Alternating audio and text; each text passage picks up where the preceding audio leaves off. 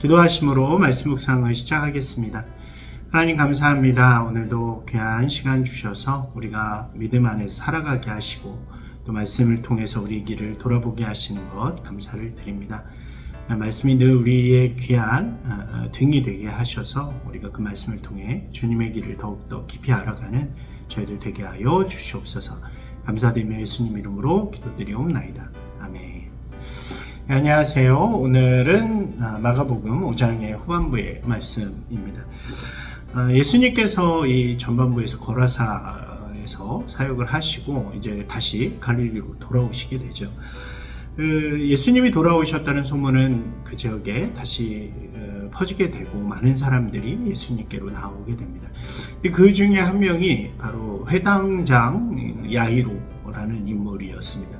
이 당시에 회당장이라는 자리는 굉장히 이제 좀 인정받고 고위층의 자리라고 할 수 있습니다. 회당이 이제 유대인의 중심지였기 때문에 그것을 관리하고 또 가르치고 하는 일들을 하는 사람이 바로 회당장이었죠. 근데 이 회당장 야이로의 딸이 병이 된 것입니다. 죽을 지경이 되는 병에 들었다는 것은 뭐 어떤 것으로도 노력해도 고쳐지지 않는다는 것을 의미하는 거겠죠. 높은 위치에 있었고 인정받는 자리에 있었던 회당장은 아마도 많은 노력을 했을 것입니다.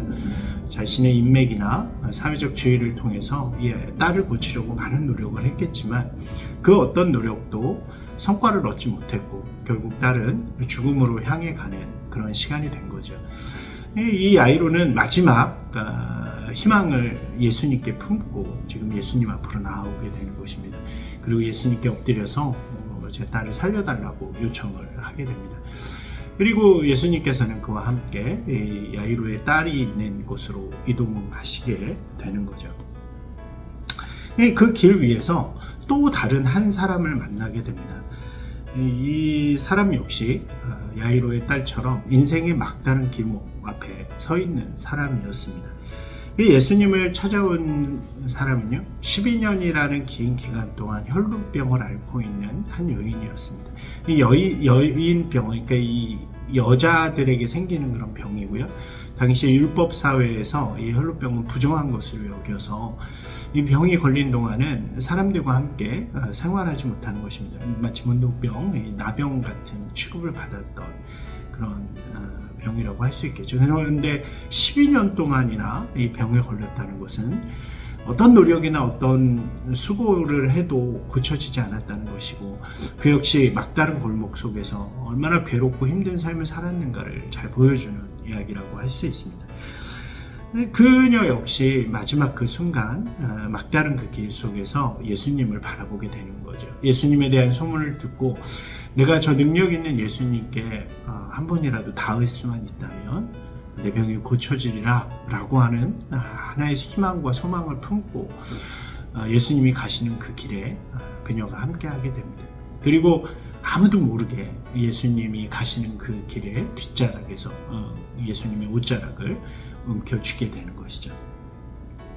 그리고 놀랍게도 그 순간 그 병은 고쳐지고 사라지게 됩니다.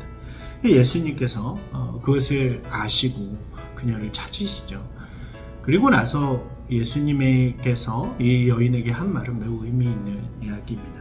이렇게 말씀하시죠. 딸아, 내 믿음이 너를 구원하였다. 안심하고 돌아가서 이제 건강하게 삶 속에서 살아가라 라고 이야기합니다.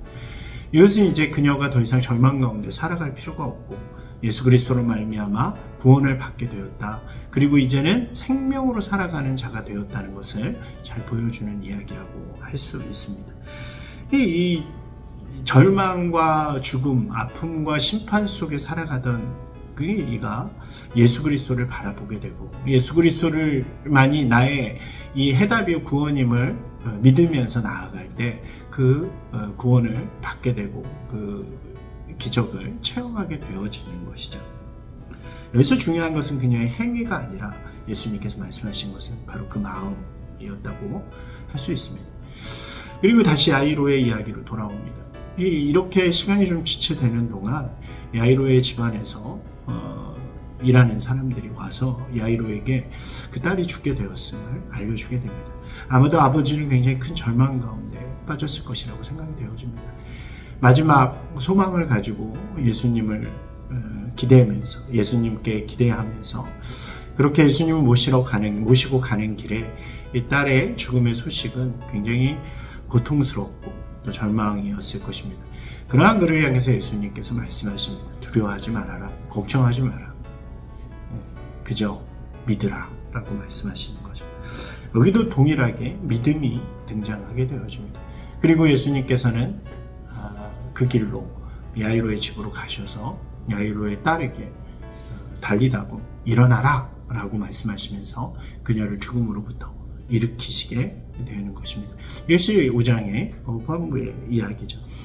여기 등장하는 두 가지의 이야기는 다른 이야기가 아닙니다. 같이 하나의 믿음에 대한 이야기라고 할 수 있죠. 이 모두 다 이 상황들이 세상의 어떤 방법으로도 할 수 없는 절망의 자리에서 그들이 바라보는 것은 어떤 노력이나 어떤 수고로도 그 해답을 찾지 못했을 때 그들이 바라보게 된 건 오직 예수 그리스도였고, 예수 그리스도를 믿는 마음으로 그 앞에 나아갈 때 그 해답을 얻게 되었다는 것입니다. 예수님께서 바로 이 땅에 오신 이유가 바로 여기에 있죠. 어떤 노력과 어떤 우리의 공로로도 할 수 없는 구원의 자격을 주시기 위해서 예수님께서 이 땅에 오셨고, 그 무엇을 해결하시기 위해서 십자가에 달려 돌아가신 것이 바로 예수님의 일이었기 때문입니다. 우리 역시 마찬가지죠. 우리의 노력이나 어떤 공로로 구원의 자리로 나아갈 수 없습니다. 우리는 죄와 죽음과 심판의 자리를 피할 수 없죠. 그것을 우리가 분명하게 바라보면서 나의 힘과 능력으로는 할 수 없다 라는 그 절망의 자리에 있을 때에 우리는 비로소 진정한 소망이 되는 예수 그리스도를 바라볼 수 있고, 그 해답이 되시는 예수 그리스도를 믿으며 나아갈 때 우리는 구원을 얻게 되는 것입니다. 사랑하는 여러분, 오늘부터 사순절입니다.